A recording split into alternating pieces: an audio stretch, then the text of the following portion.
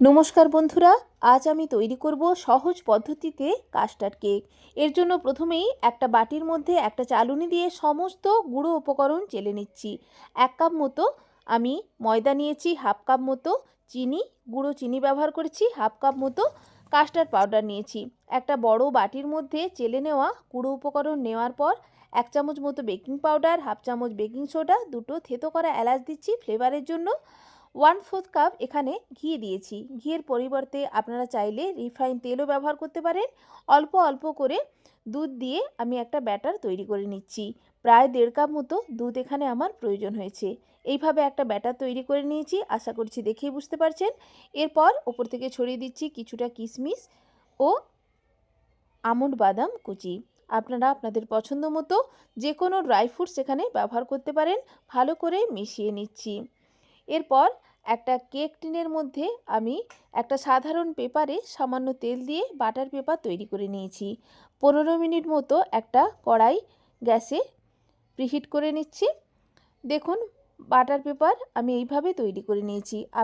আপনাদের কাছে যদি বাটার পেপার থাকে আপনারা বাটার পেপার এখানে ব্যবহার করতে পারেন কেক টিনের মধ্যে। দিয়ে দিচ্ছি সমস্ত ব্যাটার। এরপর একটু ট্যাপ ট্যাপ করে নেব যাতে করে ভেতরের এয়ারটা বাইরে বেরিয়ে যায়। ট্যাপ ট্যাপ করে নেওয়ার পর ওপর থেকে কিছুটা টুটি ফ্রুটি ছড়িয়ে দিচ্ছি ও দিয়ে দিচ্ছি কিছুটা কাজু বাদাম। এইভাবে আমি সাজিয়ে নিয়েছি। এরপর আমি 15 মিনিট প্রিহিট করা কড়াইয়ের ঢাকা খুলে দিয়ে দেব এই কেক টিন। গ্যাসের ফ্লেম লোতে রেখে ঢাকা দিয়ে ঢাকা না খুলে 50 মিনিট আমি এটা বেক করেছি। সঠিক মেজারমেন্ট রেখে যদি আপনারা এই কেক তৈরি করেন দেখবেন পারফেক্টভাবে কেকটা কিন্তু তৈরি হবে। একেবারে ঢাকা খোলা যাবে না। 50 মিনিট লো ফ্লেমে রেখে আমি এইভাবে কাস্টার্ড কেক তৈরি করেছি। দেখেই বুঝতে পারছেন।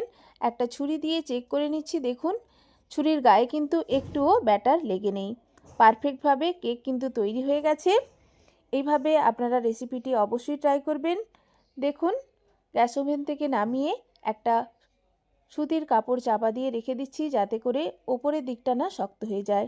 একটু ঠান্ডা হলে ছুরি দিয়ে সাইডটা কাট লাগিয়ে দেখুন কেক টিন থেকে বের করে নিয়েছি। খুব সহজে কেক টিন থেকে কেক বেরিয়ে এসছে। দেখেই বুঝতে পারছেন কতটা সফট হয়েছে। এই কাস্টার্ড কেক খেতেও অপূর্ব হয়েছিল। ধন্যবাদ।